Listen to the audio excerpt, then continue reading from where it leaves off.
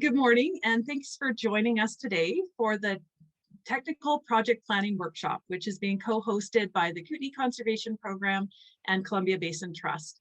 And given the rich heritage of stewardship in the Columbia Basin, we would like to acknowledge that our work occurs in the ancestral and unceded territories of the Ktunaxa, Secwepemc, Sinixt, Silksokanagan, and Lheidli Dene peoples who have lived here and cared for the land, water, and wildlife for many generations.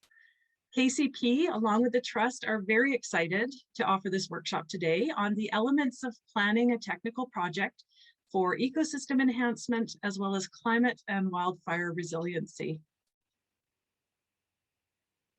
The purpose of this workshop is to share valuable information on what makes a well-developed on-the-ground project and how to bolster the success of both Columbia Basin Trust funding applications as well as the projects themselves. My name is Juliette Craig, and I am KCP's Program Director and will be your host for today's workshop.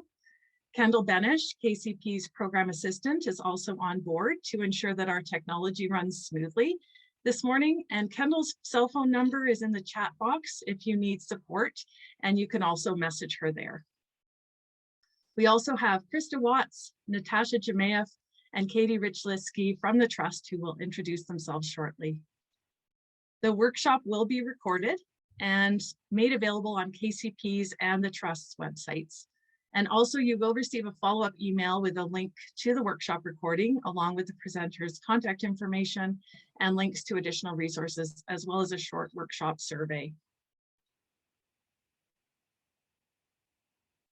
So far we have 41 participants on this workshop, and we're always interested to know who's joined us. So please take a moment to locate your control panel at the bottom of your screen and put your name, location, and affiliation in the chat box. So while you're doing that, I'd like to take a moment to tell you about the Kootenay Conservation Program. We're a broad partnership founded in 2002, and this year is our 20th anniversary. And our partnership is comprised of more than 80 land, water, conservation, and stewardship groups, Indigenous communities, government agencies, resource industries, and agricultural producers working throughout the East and West Kootenay. Our mandate is to coordinate and facilitate conservation efforts on private land and to generate the support and resources needed to maintain this effort.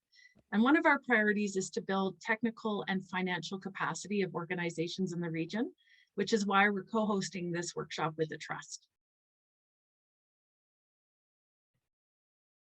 And we are always very grateful to the funders and supporters of KCP, including the Columbia Basin Trust, and without whom we couldn't do these types of programs. I'd like to now invite representatives of the Trust to also welcome you. Hello, everyone. My name is Krista Watts, and I manage the Ecosystem Enhancement Program for the Trust. Ecosystem enhancement is both a strategic priority for the Trust as well as a Trust program, which supports landscape scale projects that help maintain and improve ecological health and native biodiversity in the basin. We've put a link in the chat to the program webpage and encourage you to check out the program guide as it walks through the program in detail. Right now, we are accepting high-level project idea applications up until July 21st of this year. If you have a project idea or you have any questions, please reach out to Lisa Pavlich, our program coordinator. She's here with us today, or myself at the email address that you see here. We're here today really to focus on discussions on the workshop topics of scope, schedule, and budget. So if you do have Trust program type questions, please reach out to us directly so we can support and help you navigate. And with that, I'll pass it over to you, Natasha.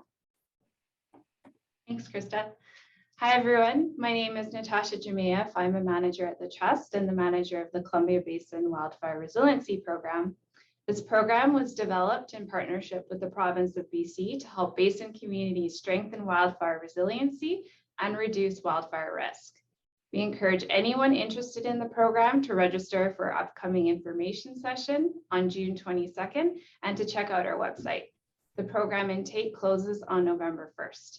If you have a project idea, we want to hear about it. You can contact me at the contact information on the slide, and we can also connect you with one of our wildfire advisors.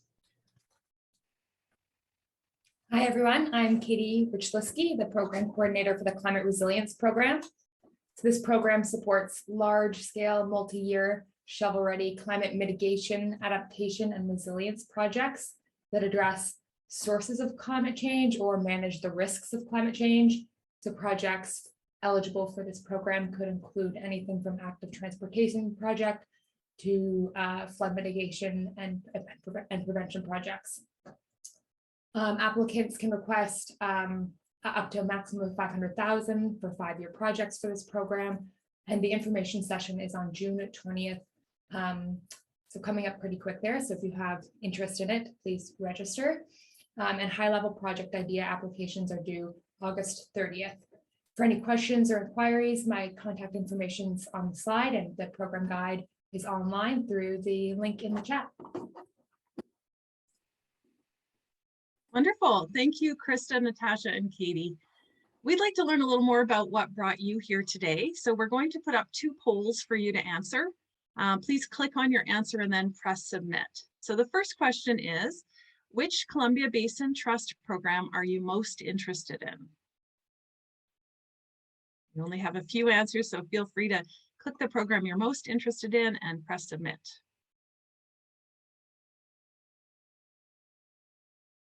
Okay, we can share results on that, Kendall, and it looks like most people are here for ecosystem enhancement and some folks interested in climate resilience. So our second question is, are you coming here today with a project idea in mind, or do you already have a project that you're working on and implementing?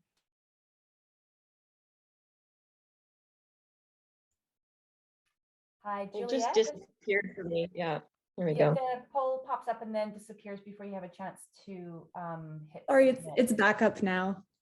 Thanks. Thanks. Gotta love technology. We'd be hands up in a room. There we are. We've got a lot more people answering that.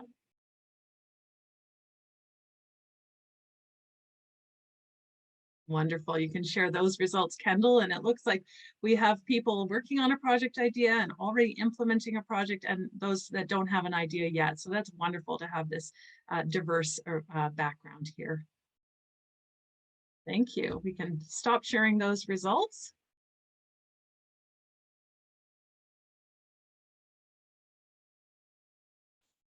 And now we know who's participating and what your interests are. I'd like to move on to an overview of the agenda. So this workshop will be a total of 2 hours, and it will include a presentation followed by a Q&A session. And then we'll take a quick bio break and move on to breakout rooms to allow for smaller group discussion on the topic of most interest to you, being project scope or schedule or budget. And then we will wrap up by 11 a.m. Pacific or noon Mountain Time. So we'll start the presentation about technical project planning. So you may wish to go into speaker mode and turn your camera off now if you haven't already. And this information will be presented by Robert Gray and Adrian Leslie. So Robert W. Gray is an AFE certified wildland fire ecologist and the president of R.W. Gray Consulting Limited. Robert has over 40 years experience in the research and application of many facets of fire science, including historical and cultural fire regime reconstruction, fire behavior and effects analysis, national and international fire management policy, and hazardous fuel management. And most recently, Robert has focused efforts on gaining a better understanding of fire behavior in mountain pine beetle impacted stands, the impact of past fires on future fire spread and severity, fuel treatment effectiveness, and promoting more good fire on the landscape. His clients include Parks Canada, Akam First Nation, provincial government, and several rural BC communities, to name a few. And Adrian Leslie is a biologist and project manager for the Nature Conservancy of Canada with 20 years experience working across the Columbia Basin. Adrian specializes in ecosystem restoration with a focus on whitebark pine ecosystems, fire ecology, forest health, and climate change impacts. He has experience planning, implementing, and completing restoration projects ranging from valley bottom wetlands to high elevation forests, and is keen to share some of the lessons learned in restoration project planning. We're going to hold off answering questions until after the presentations are done, but do feel free as we go to type your questions into the chat box at any time. And when the presentations are over, we'll scan through the chat box to find your questions. Okay, Adrienne and Bob, I'll turn it over to you.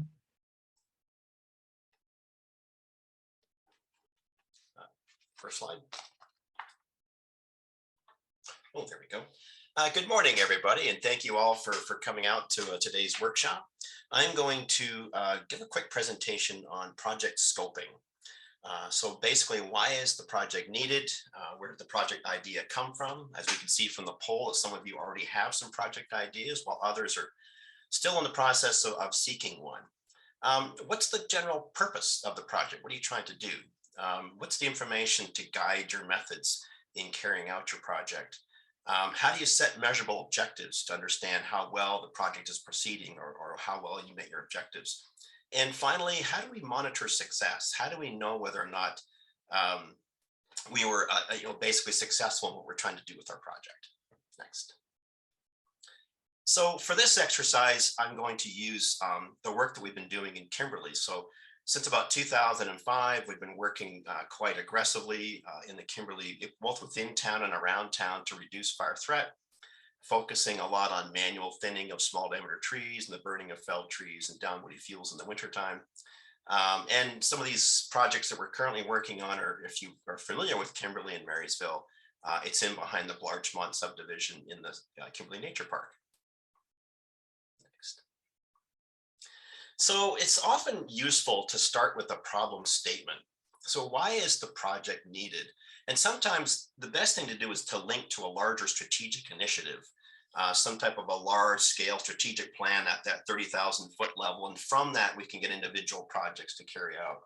So the province has determined that the community faces a significant wildfire threat. So starting back in 2004, they produced what's called a Provincial Strategic Threat Analysis. And it's basically a mapping and modeling exercise to determine what level of risk is adjacent to communities throughout the province. So we've looked at that to help guide some of the project work around Kimberley and Cranbrook and other communities. And that's that strategic level initiative that we link to. From that, we develop a community wildfire protection plan, and that identifies, where our priority treatment areas are and should be, and often gives us some ideas of what strategies we should be used to reduce the threat. So that's where we get that problem statement from. Why is the project needed? So scoping a successful project really kind of depends on clearly articulating the purpose of the project. This is the who, the what, the where, the when, and the how. And if we can clearly kind of articulate that, then we can often develop a pretty good project from it.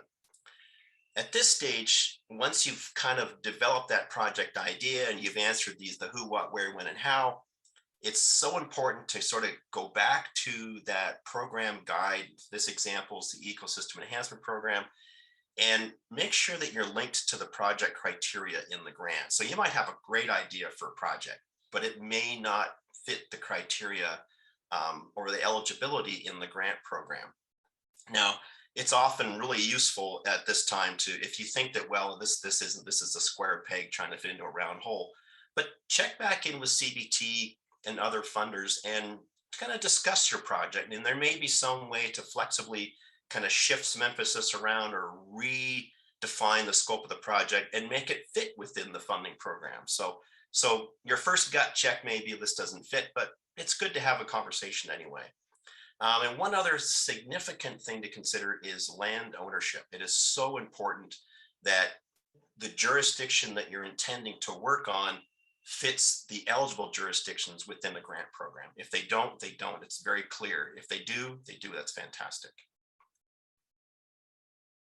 So for the project work we've been doing around communities like Kimberley and Cranbrook, here's an example of a purpose statement. The project is to reduce fire threat by thinning small diameter trees in McCleary Park.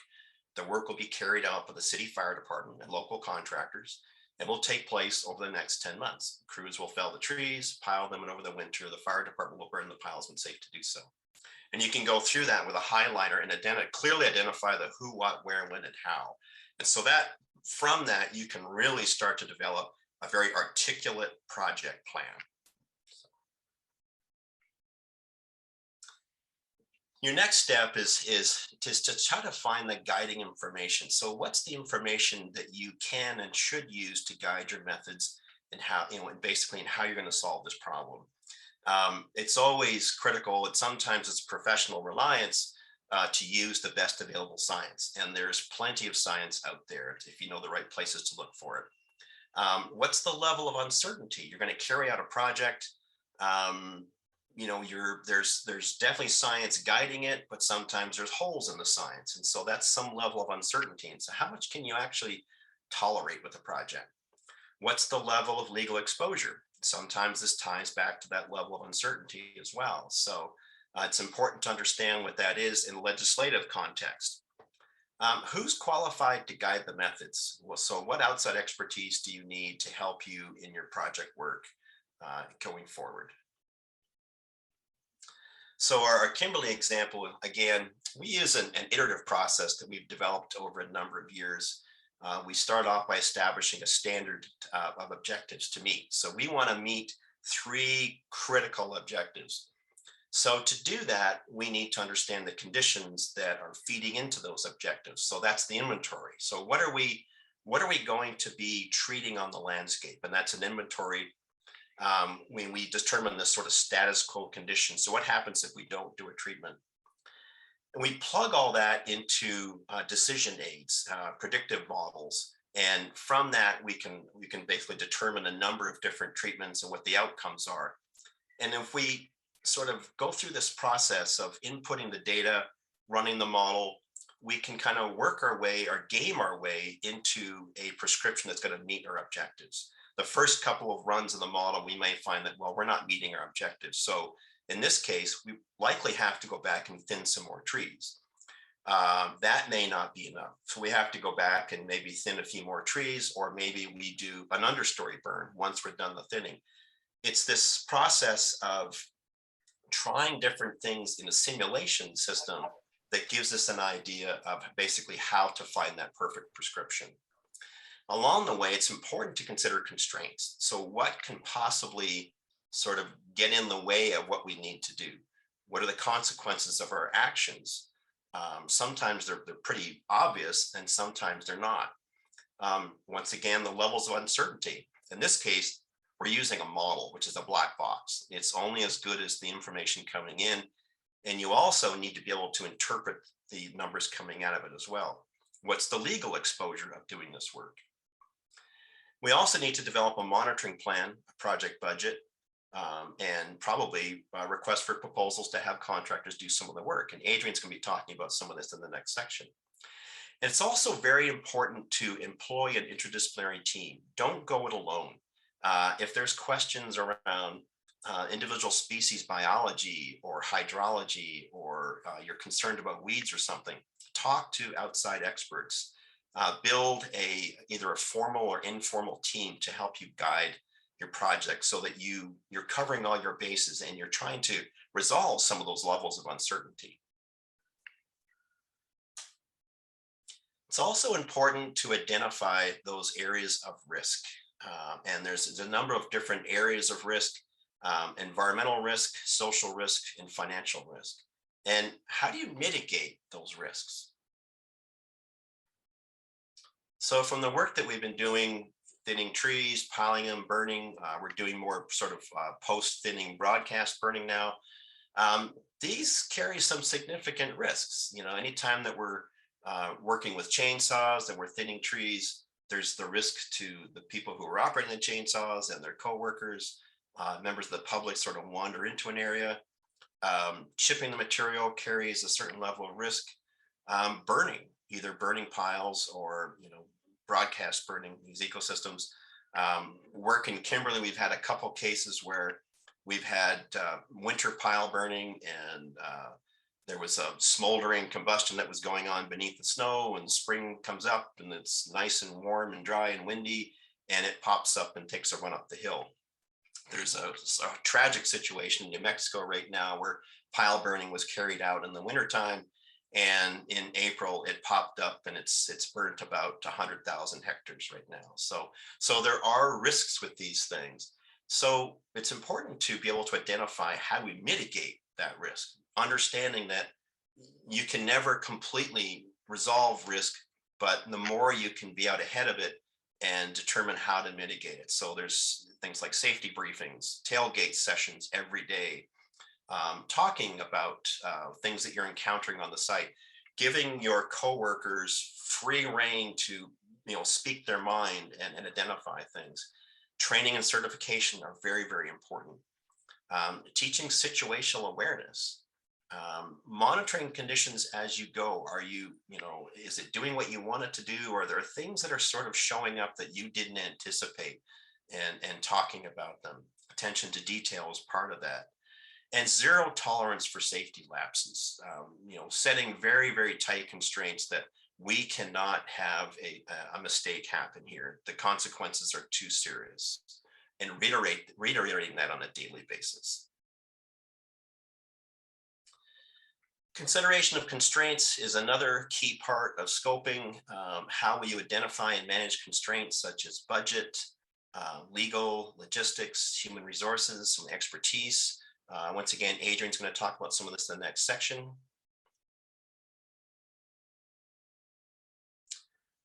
The work that we're doing, thinning trees and interface, certainly the Forest and Range Practices Act applies, Migratory Birds Convention Act. If you're working on federal land, certainly SARA, the Species at Risk Act applies. In a lot of cases, especially if you're working on Crown land, you're going to be working with registered professionals in the province. And a lot of their sort of duty of care is understanding the legal framework in which you work. So they'll be tasked with taking care of all these legal constraints. Community support and what we refer to as social license is another very, very important one. And I'm going to talk about that in more detail coming up. Financial constraints, Adrian's going to talk about this as well in more detail, but it's so important when you're developing budgets for a grant program for a specific project, is don't make things too tight. You're gonna paint yourself into a corner, and someone's going to end up paying subsidizing the project at some point. So understanding that costs change, conditions change. You're putting something out for bid, and you have a general idea in the past of how much this project cost, but things change, and just be prepared that things might be a little bit different than they were even a year ago. And learn from others and ourselves over time. It's so critical to talk to others who are doing similar work or who have done similar work, and just have an informal conversation about what worked, what didn't work, what were some of the impediments you faced, things like that. It's just so important to be kind of open and engaging with others who are doing similar work. Setting measurable objectives is a very, very key part, and this leads to monitoring, which is coming up next. How do you measure success? You're requesting money to solve a problem, and did you solve the problem? That's the central question. And a helpful sort of acronym is SMART. So be very specific, measurable, or quantifiable. Is it achievable? Is it relevant? And is it time bound? Can you complete the work within the specified time that's within the grant contract? This helps you go back to the problem statement and purpose and apply this acronym when you're talking about your central problem statement. And it's so important to quantify the objectives. You've completed a project, and you walk through with the mayor, and he says, did we meet our objectives? And say, well, it looks like it. Well, that's a qualified objective, not a quantified one.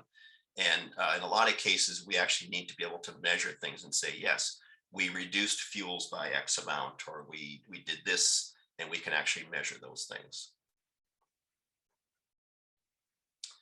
So with our thinning projects, we have 3 quantifiable objectives. This is what we use to guide our treatments in Kimberley and Cranbrook. We want to reduce surface fire intensity and long-range ember transport, which is basically long-range spotting. And that's a function of how hot a fire is burning. We're doing a treatment that we know at some point will be impacted by a wildfire. So we want to know what's the impact of our treatment on that wildfire's behavior and the effects of that wildfire. So that's where our 3 objectives come from. So first, reduce surface fire intensity from that wildfire and make it a safe work environment for our municipal fire department, because they're the ones who are going to be doing initial attack on this.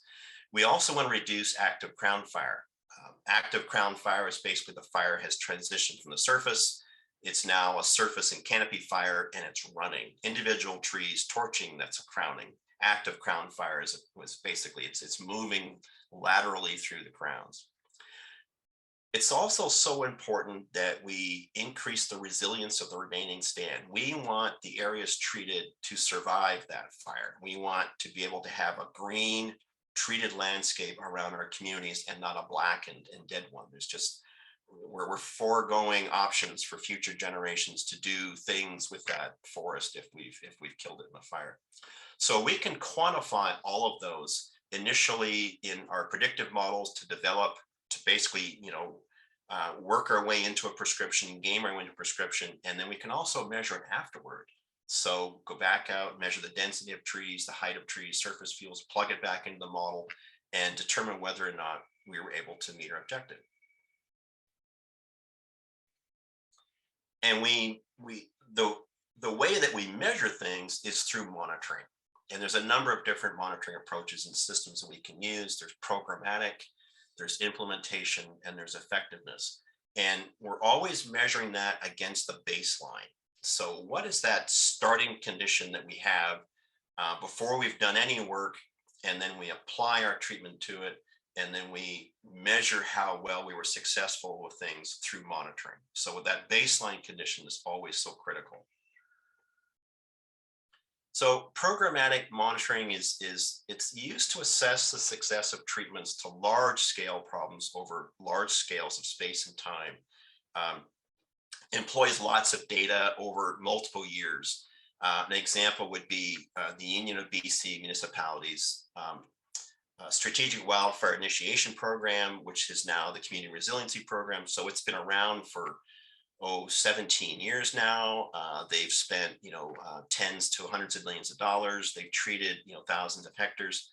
So asking the central questions around how successful was the program, that is programmatic monitoring. It's big data, it's big areas, big time. Implementation monitoring, we're now moving from that sort of strategic scale down to the project scale. And it's often very similar to things like quality control or quality assurance exercises. The central question is the project being carried out according to the plan? It's critical to catch problems when small before they become big problems. So that's why you want to do this implementation monitoring. It's once the crews get started, go out there and talk to them and measure things and assess things. You want to catch problems before they become serious problems. That way we maintain public trust and social license. When we design these projects, oftentimes people start to develop a mental model of, okay, you're going to go thin the forest behind my home. What's it going to look like once you're done? And they're going to build a mental model. And if in the course of doing the project, that doesn't fit that mental model, then you're going to have a problem on your hands. It's also so important to reduce the risk of legal or financial liability. In these cases, trespassing onto someone else's property becomes a significant issue. So you want to catch those things before they become big legal and financial problems. And finally, effectiveness monitoring. And once again, this is at that individual project scale, and it's used to assess how well a treatment will affect the central problem. So we've done a treatment now. We can simulate a wildfire running into it. Did it work? Eventually, enough area gets treated that a wildfire does encounter it. And if that's the case, we can actually go out and physically measure things versus sort of predicting things. In the case on the left, you have a stand on the very top end that wasn't treated. An area in the middle was thinned and burned, and the area below that was thinned only. So, if this project was basically thinning only, then the outcome would have been, well, it wasn't effective because it didn't stop the fire and the trees didn't survive. So there's a lot of ways you can assess effectiveness. And like I said, one is we can do simulations afterward. But eventually these treatments are going to encounter a wildfire, and then we're going to actually be able to measure how successful they were. Partnerships and stakeholders they're key to the success of these projects. How do you identify partners and key stakeholders? Who wants to be involved in the project and who should be involved in the project? What's their level of involvement in the project? You know, once you're going to go down this road, who is going to do what at what time? Where do they fit in the process? Are they critical at the front end only, or do they have a role to play throughout the entire process? How often do you engage with them? And what decision-making authority do they have? You know, understanding what that relationship is so important up front, so that somewhere down the road, you're not working away and someone says, well, actually, I thought that I could have an impact on this, and they didn't, which can lead to some conflict and issues. So resolve these things up front. And what are the roles and responsibilities of the various partners, you know, in this project? And oftentimes it depends on the type of project or where the project is occurring. Sometimes that partnership is political or strategic. We've worked with groups where you know, they hold a lot of political power in the community. They're on board a project, and maybe they're the best person to communicate the project and not us. There may be strategic benefits to certain people being key to your project. And it's important to have a clear understanding of expectations. Like I said, back with the monitoring side of things, is people develop a mental model of what they think this is going to look like. So having those constant communications along the way is very important. But when it comes to the decision-making on things, is making sure everyone knows the roles and responsibilities, because at the end of the day, whoever signs that contract with the grant is the person or the entity that carries the liability for the project. If one of your partners goes and does something, they don't, you know, there's an issue around who's carrying the liability with that. So it's just always important to have conversations up front, understanding roles and responsibilities. And oftentimes you can go through complex projects with multiple partners, and at the end of the day, it works out fantastic. The picture on the left is from the 2018 prescribed burn we did at .com, and it was a collaboration between BC Wildfire Service, Kimberley Fire Department, Cranbrook Fire Department, and the Resource District, a number of contractors, and the nation. And that's a lot of stakeholders, and it's a big collaboration. But because of good communication and good planning, it worked out fantastic, and it was a very successful project. Adrian.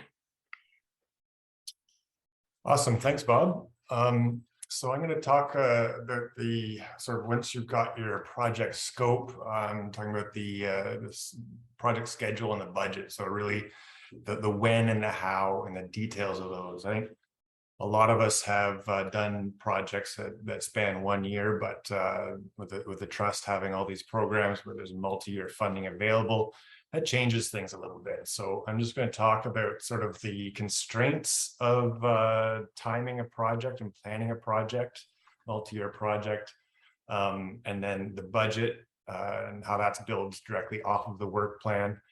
And I'll be using a Whitebark pine restoration project as an example. We're currently nearing the end of a 5-year trust-funded project on Whitebark pine restoration. Skip to the next slide. And so this is a project that's been going on for sort of over a decade on an annual basis. And then when we got this 5-year funding, it really opened things up. So sort of very briefly, the background of what whitebark pine is, it's a tree species that's endangered by white pine blister rust, which is a fungus, a non-native fungus that's essentially wiping the trees out. There's about maybe 2% of the trees that are naturally resistant to blister rust. And so this whole program is based around identifying which trees are genetically resistant to the white pine blister rust. And then you have to go climb up the trees in the springtime, put cages over top of the cone-bearing branches, which are at the top of the trees, let the cones mature over the summer, and then come back in the fall to collect them, grow them in the greenhouse, and then plant them in restoration sites, most often in recently burned areas. And the project I'm talking about today is within the Darkwoods Conservation Area, which is a large property that's owned by the Nature Conservancy of Canada between Nelson and Creston in the South Selkirks. So whenever you're scheduling a project, single year, multi-year, you really, the number one thing you got to think about is what are the natural cycles of the system you're working in. My brother's a farmer. We were talking about sort of the challenges of annual planning, and one of the things we said is that spring comes, you can't negotiate with spring. You got to respect those natural cycles. It's different for every project. What part of that cycle is important? Bob was talking about prescribed fires. Sometimes it has to happen on a specific afternoon when the conditions are just right. Other times with my project, the Whitebark project, you've got a bit more wiggle room, but you still are pretty rigid on when and where you can do things. And they're driven by snowpack. There's a picture there of what Whitebark pine looks like in the wintertime. Obviously, you can't do a lot then. So next slide.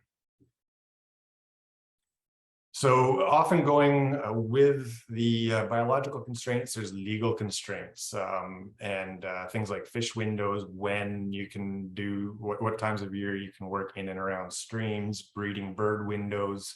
You don't want to be destroying nests between April 15th and August 1st. So you can't do some of those thinning treatments at that time. Fire restrictions, you can't run a chainsaw when there's certain conditions. Permitting, you can only get permits certain times, and also that can take a lot of lead time to prepare those permits. WorkSafe BC, working with the Whitebark Pine projects, you have to hire an arborist that has got the training to climb the trees and has the insurance that allows them to do that. And often these are not negotiable constraints. And then the funding constraints, multi-year projects do mitigate a lot of these challenges with funding constraints. But part of your process as you're developing a project is you're figuring out what the annual cycles are and how you want your project to work. And if it doesn't necessarily jive perfectly with what the funding constraints are, as far as what their the funding available, what their reporting requests are, and what the specific deliverables are of the funding project, and so you want to engage in a negotiation or conversation at least, and the trust is excellent at this. Some like provincial or federal projects are often a lot less flexible. The money might disappear at year end, but you do your best to deal with these constraints. And then finally, the logistics, your reality check. Is it reasonable? Are you going to end up with a situation where you're looking for veg plots underneath the snow? You really need to think about what is possible and what you can get done in the limited time that you have. And often those things are negotiable. So just talking with your contractors, with your suppliers about when they can do the work or when they can supply you with the materials and equipment you need. So you have your non-negotiable timing constraints, like I talked about, the biological and legal constraints, and those should be the cornerstone of how your whole work plan shakes out. And then it's really an iterative process based on your project team. So Bob talked about the importance of an interdisciplinary team with variable experience and expertise. So you talk with everybody on your team and you build your team. You ideally have pilot projects that you've done stuff in the past. Bob's been doing this work around Kimberley since 2004. The Whitebark stuff has been going on since 2010 or so. And so we've been through this a bunch of times. We've figured out how it works, and now we're scaling it up. You're using the existing plans, available resources, best available science, all that kind of stuff.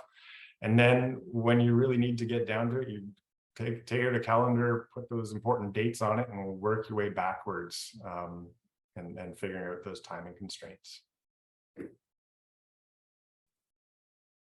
So with the Whitebark pine restoration, I already mentioned it's based on pilot projects, lots of background research, talking with people, getting the right team together. And a big one for us was availability of expertise. We did not have, it's really challenging to climb whitebark pine trees. So we had to have training sessions with arborists, and they sort of figured out their system of how to do it properly. And then the actual growing of the seedlings is very challenging. We wanted to build up the expertise. So we partnered with, it was TP Mountain native plants, now it's Nuku native plants. We partnered with them on this project so that they would have several years to develop the expertise and learn how to grow these seedlings better. And so that was sort of built into part of this project, is identifying that there is a bit of a knowledge gap there, a bit of a capacity gap, and we want to fill that knowledge gap and build the capacity locally so that we can continue to do these types of projects. And then the scheduling of the Whitebark project. So this is, we're up collecting cones. This is late September. It's not a mistake. This is the time we wanted to be up there, give the cones a maximum, the full growing season to mature. So we were prepared for that.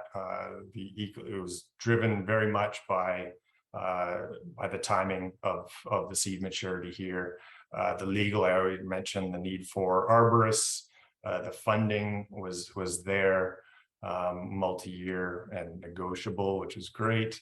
And then the reality check we just did, that was part of the planning process, figuring out if we can take a small scale 1-year project and ramp it up to a big scale 5-year project.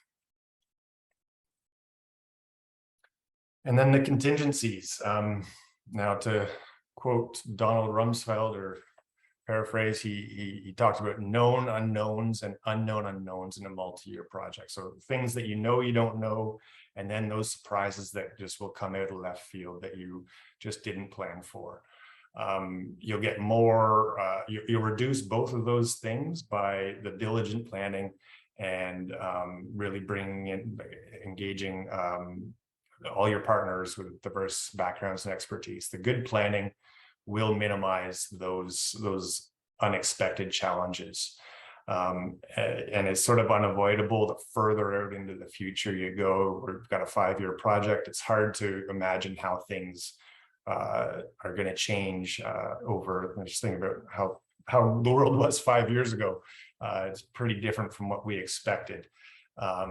So embrace it. I mean, that's just part of the challenge of doing multi-year projects, is expect your plans will change, expect that you'll learn things and that you'll innovate. So don't be constrained by your initial project plan. Things will change, accept it. And then that bigger contingencies for longer projects. Like I said, we're dealing with unexpected challenges. Inflation is going crazy, so it's messing up many people's budgets.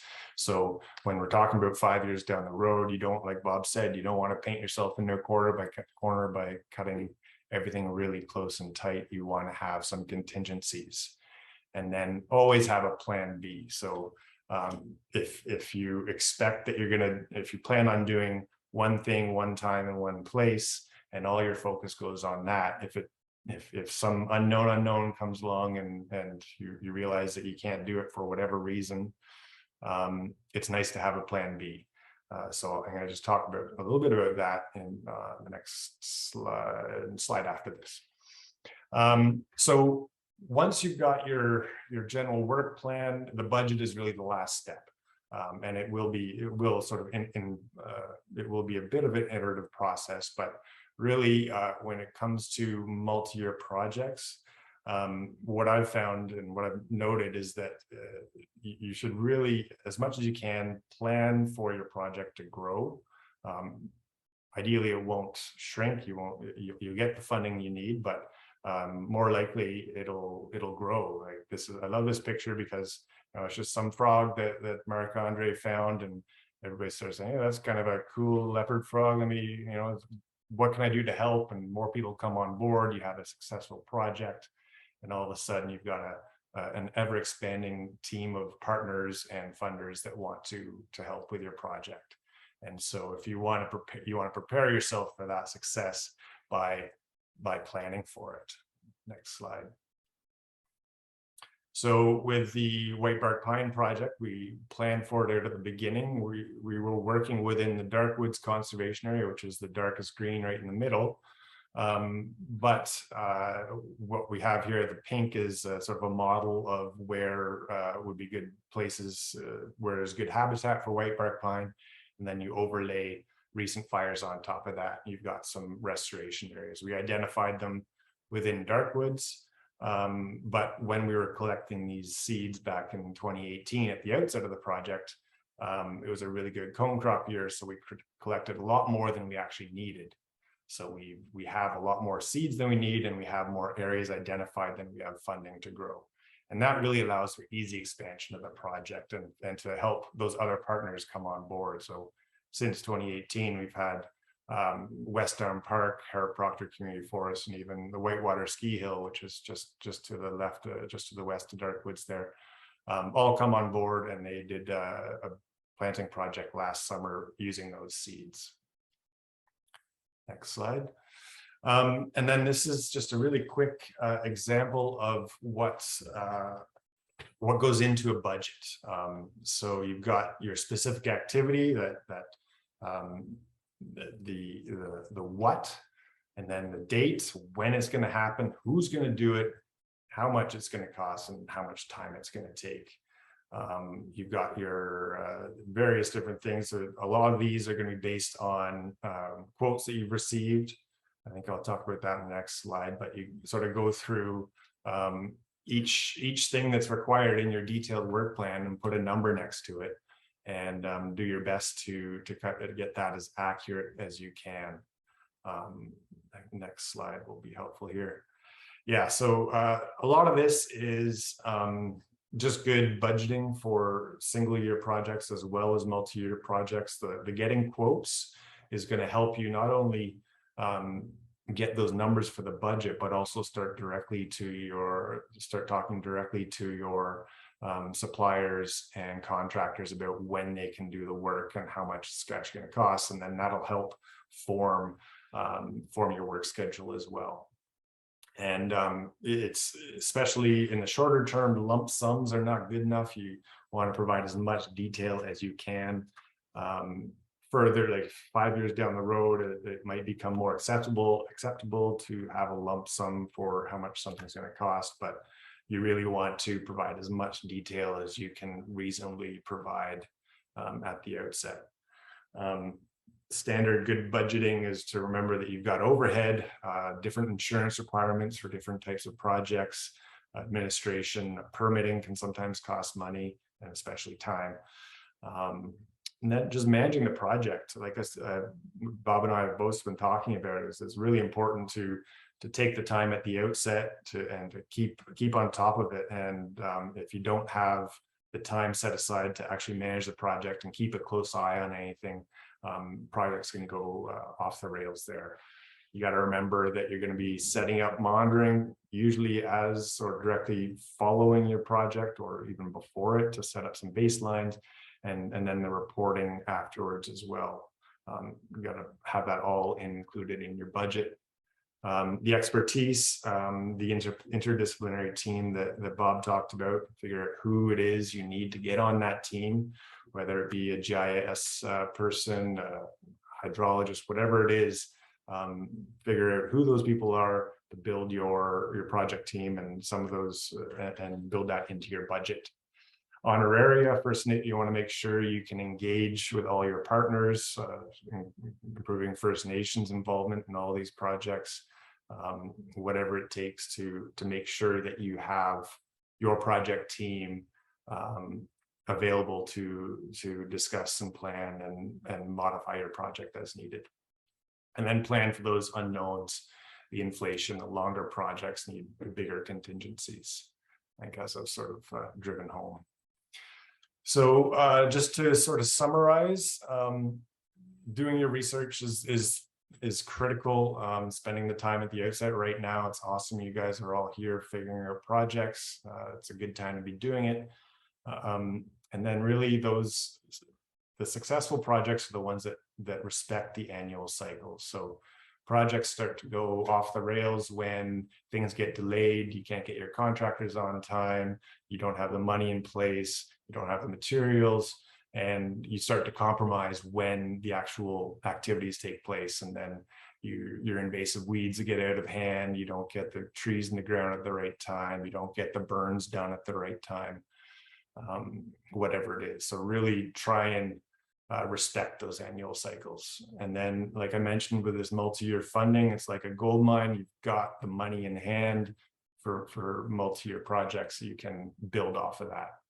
You can leverage that. And then having that plan B, secondary options with sort of, there's the economy of scale at the outset, this planning. If you're going to plan for a little one, it doesn't cost that much more to plan for a bigger one.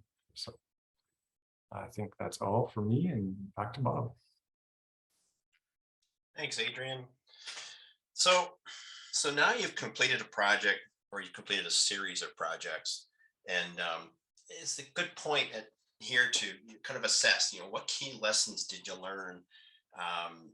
How those lessons helped you adapt your approach to solving the problem that you set out to solve with this. I'm going to reference, what we did in our work around Kimberley and Cranbrook for a lot of this. And one of our key lessons was you can never spend too much time engaged with the public.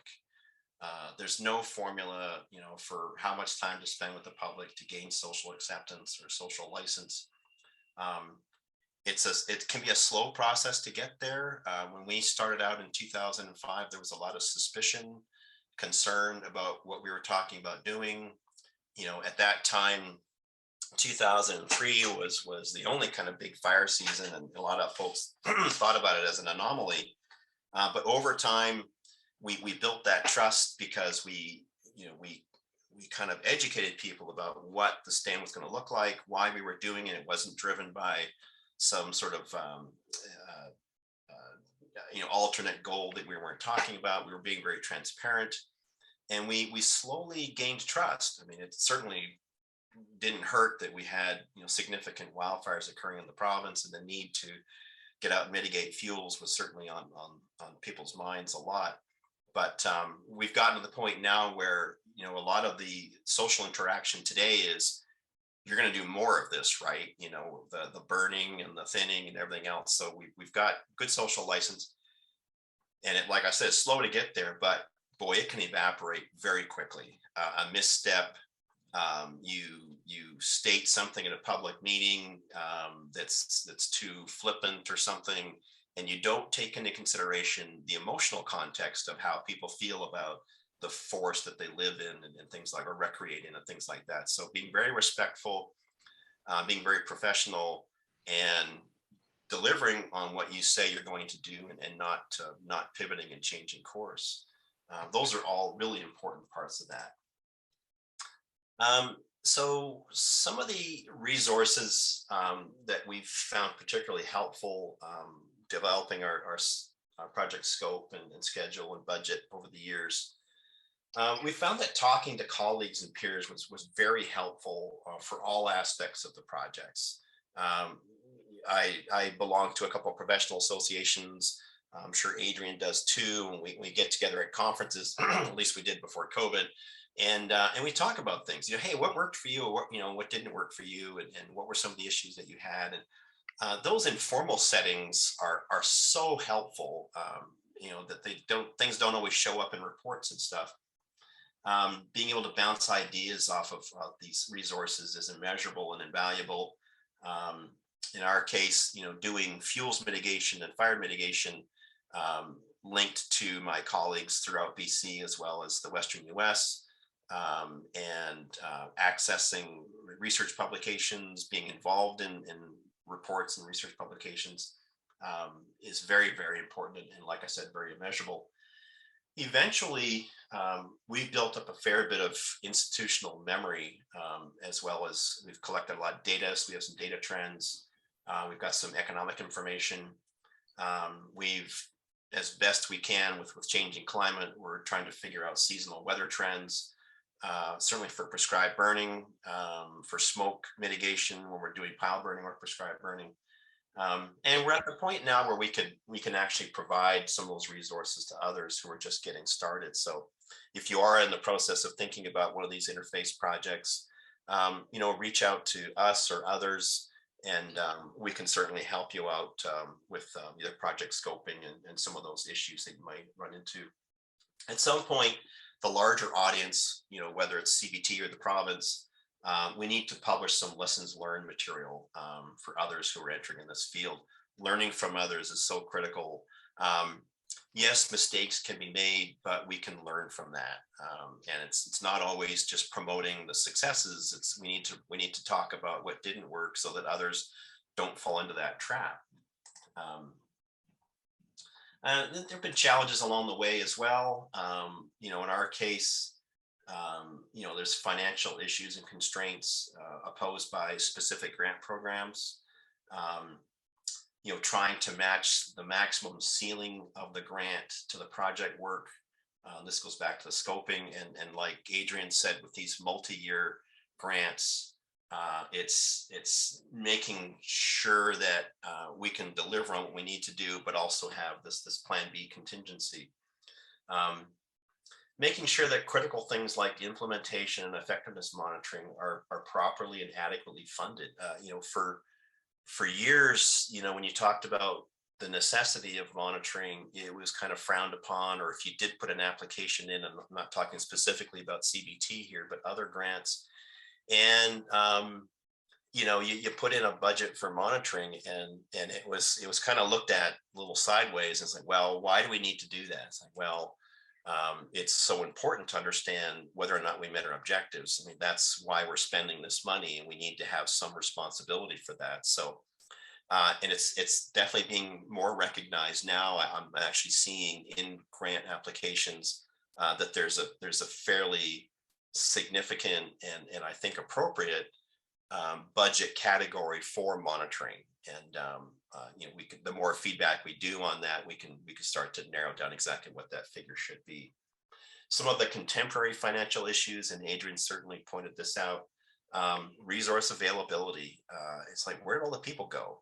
And there's been some very interesting statistical analysis on where the resources have gone. We recently floated some requests for proposal for project work in Kimberley and Cranbrook. And some of the really good contractors that we've worked with in the past, and they said, well, I said, are you guys going to bid? And I said, well, we can't guarantee you that we can have a crew of this size that we're really comfortable with, so we're not going to bid on it. And it's having a significant impact on that. And of course, supply and demand will affect the cost of things too, such as contractor bid rates. There's economies of scale there, so we've always tried to find grant programs that gave us larger sums of money over longer periods of time so that we can deal with the vagaries of weather. But we know that a contractor that can commit to keeping a crew busy for 8 months of the year is going to bid lower than a contractor who can only get work for a crew for 4 weeks. So there's definitely economies of scale there that we have to consider and work out. And contractor and consultant insurance has just gone through the roof. Some of those things need to be discussed at the provincial level, but they do have a really significant impact on these projects. So, another thing is that I've found difficult over time is when there's a grant program that requires some in-kind contribution or matching funding from another grant, and it's not insurmountable. timing is critical in trying to align two separate grant programs. You know, when is the intake for both? What's the extent of each of those? And how do they align? And this is where your confidence in the eligibility of your project and the grant you're applying to is so critical, because at this stage you're writing 2 grant applications. So you definitely need to make sure that your project scope, it fits within the criteria of the grant program. Some cases it's always easier for larger communities to tackle these larger grants that require in-kind funding or matching grants, just because they have a lot of shelf-ready stuff and ready to go.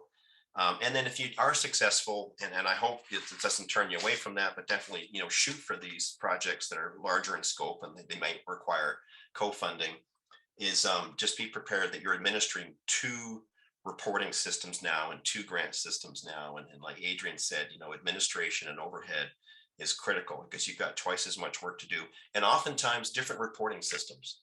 So those are just some of the project development challenges and project completion challenges that we've faced over the years. And thank you for your time.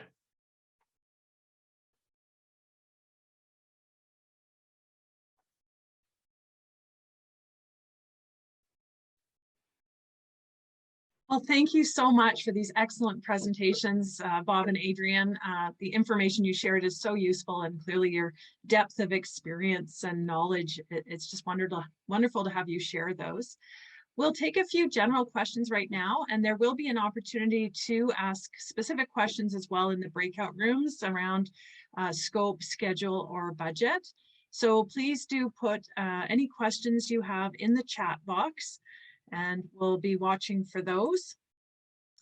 And I do have a question here. If you have several project ideas that your organization is considering, what are some of the factors you might consider for ensuring you're picking the right one?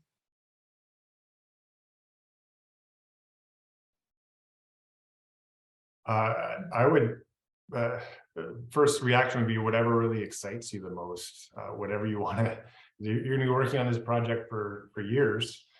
So you better be pretty stoked on it. So that would be the first cut, and then the reality check, going through the process and figuring out whether or not you can make the project work. That would be my quick answer. I don't know if Bob has anything. Yeah, I would agree, Adrian. And the other thing is this: if you do have priorities in what you need to tackle as far as projects linked to a strategic plan, where there's some, you got a list of things you could possibly do, but there's one that's at the top of the list that it'd be really good to get this one out of the way, just because it's linked to a larger strategic plan. Wonderful, thank you. Another question for fire mitigation: how do you deal with the carbon emissions and that issue around Canada not affording more fire carbon emissions? Yeah, that's a great question. We monitor and we actually model carbon emissions. We shoot for trying to burn into conditions that give us the most complete combustion. We actually follow sort of smoke management, best management practices. And we've recently been linking with the federal government to actually tracking carbon, whether storage or emissions, through a lot of our projects. So there's a lot of aids that we can use that can help us judge our emissions and mitigate our emissions. So we employ those quite aggressively throughout our work. And this isn't a question, but this is just a plug for WildSight's Youth Climate Corps program. If you haven't heard about that, WildSight hires motivated, creative, and great youth workforce, and they can lend extra labor capacity to projects anywhere from a day to several weeks. So you can look in the chat box for that, Graham's contact information there. Another question regarding monitoring and planning, the Kimberley project, or any example, does it include long-term broadcast burning to keep managed forests in the post-treatment state? Yes, all of our treatment, most of our treatment sites, I'll put it that way. There's some that they're quite moist, and we're confident that with the treatment that we'll be okay from a fire perspective. But in most cases, we are following up with broadcast burning. We just completed one between Marysville and Kimberley last month on an area that we thinned 2 years prior to that. We have 7 burns on the books for this fall between Kimberley and Cranbrook, and that is the intention, to control regeneration as it comes in, consume fine fuels. Some 20 colleagues of mine and I just published a paper in Ecological Applications on what treatments are most effective, and basically thinning followed by prescribed burning has been found to be the most effective at mitigating fire behavior, but also giving us the kind of resilience that we need in these ecosystems. Great. And another question, if you're a local community organization and you do need external expertise, where do you begin looking? Where are some places to start?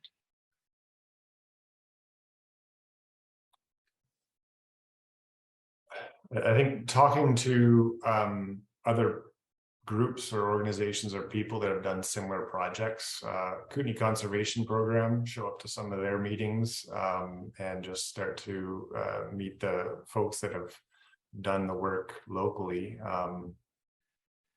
That would be my suggestion.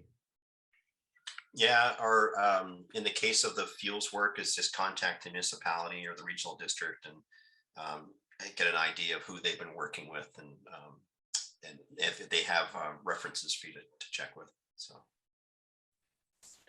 and I would include, sorry, I would also include the trust staff with that. I don't know if they would want me to say that, but I think they work with lots of different people across the basin, and they might be able to help you identify some of that expertise that you need. And thanks for mentioning the Kootenay Conservation Program. We're kootenayconservation.ca, and we do have a partner directory, so it lists a lot of the organizations in the region. And we also have a stewardship solutions toolkit by what we call conservation neighborhoods or subregions. So if you click on that, it'll show some of the organizations active in your particular area. What have you found to be the best methods to report or share the lessons learned from your project, or for other people with similar project ideas to find and learn from? We've actually found it quite difficult to do that. We've locally held